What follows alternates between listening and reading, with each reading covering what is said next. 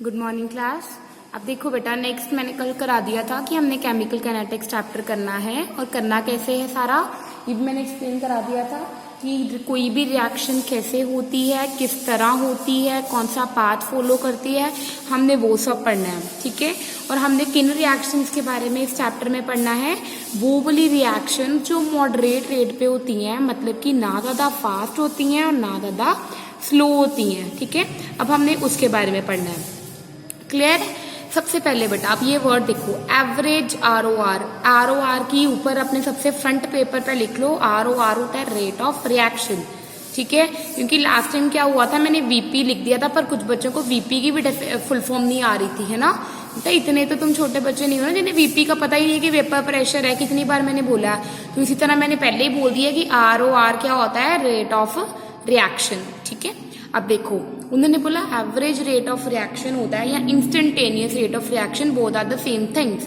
Instantaneous rate of reaction क्या होता है कि किसी भी टाइम पे हम कहते हैं ना इंस्टेंटेनियस स्पीड, मतलब हम चलते हैं और एकदम हमारी स्पीड क्या है 40, तो that is called instantaneous speed. ठीक है। जैसे हम एग्जाम्पल ले लो, 2 moles of A, 3 moles of B gives 4 moles of C।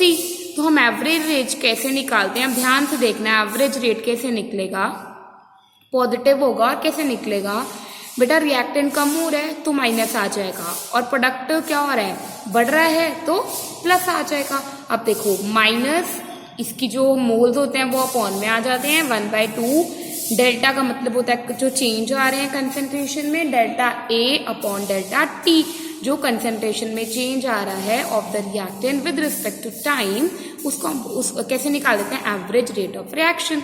अगर हम इसी तरह अन्य B का ले लें तो -1/3 delta B upon delta T is equal to, फिर क्या हो जाएगा, +1/4 delta C upon delta T।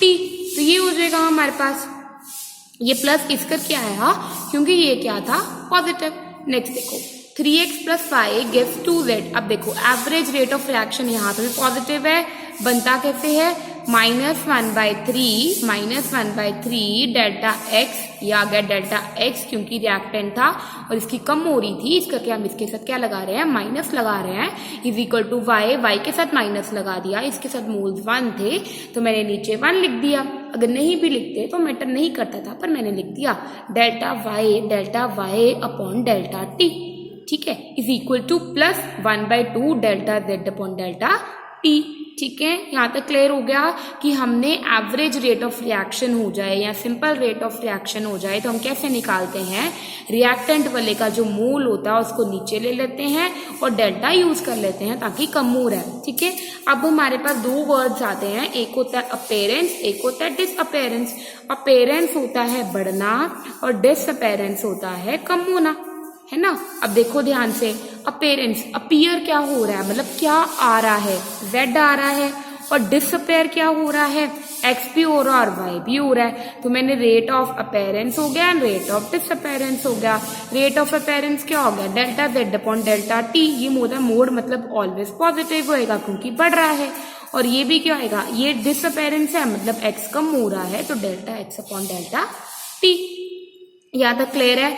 मतलब एक चीज बिल्कुल याद रख लो कि रेट ऑफ रिएक्शन हम कैसे निकालते हैं, जो भी हमारे पास रिएक्टेंट गिवन होता है उसके जो मोल्स होते हैं माइनस लगा के नीचे लिख देते हैं और बीच में delta A upon delta T। Delta का मतलब होता है चेंज होना। मान लो मेरी कंसेंट्रेशन थी पहले 50, ठीक है, और अब कितनी बन गई मेरी कंसेंट्रेशन, 20, कम हो गई ना, तो देयरफॉर हमने क्या यूज कर दिया, डेल्टा यूज कर लिया। ठीक है। अब उन्होंने बोला यूनिट्स को तो रिप्रेजेंट करेंगे ना, ये कौन सा कोई कांस्टेंट है जिसकी यूनिट्स नहीं होंगी, है ना। तो unit of rate of reaction क्या होता है, देखो ऊपर क्या आ गई, कंसेंट्रेशन, है ना। ये डेल्टा क्या रिप्रेजेंट कर रहा है, कंसेंट्रेशन। चाहे ये ले लो, चाहे हम ये ले लें, ये ले लें, क्योंकि कॉन्स्टेंट को वैल्यू नहीं होती ना। ऊपर क्या ले रहे हैं, कंसेंट्रेशन ले रहे हैं, नीचे क्या ले रहे हैं, time, concentration upon time. Concentration की क्या होती है, मोल अपॉन लीटर, क्योंकि यहाँ पे कंसेंट्रेशन हम हमेशा किसको रिप्रेजेंट करते हैं, वो होती है मोलारिटी। ठीक है, मोलारिटी हो जाती है।